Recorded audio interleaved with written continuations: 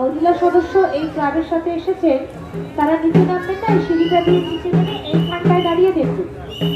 এই সিঁড়িটা দিয়ে নিচে নামুন, নেমে এইখানটা দাঁড়ান। ওই সিঁড়ির মুখটা যদি আপনি বসে যান তাহলে আর অন্যরা তো কেউ নামতে পারবে না, না? আপনি এক সাইড হয়ে বসুন। মহিলা সদস্যদের কাছে অনুরোধ করা হচ্ছে আপনারা নামবেন না ওই সিঁড়িটা দিয়ে। এই পাশে যে সিঁড়িটা আছে ওটা দিয়ে নামো, নেমে ওই ব্যারিকেডটার কাছে দাঁড়ান। মহিলা সদস্য কেউ নামবে না।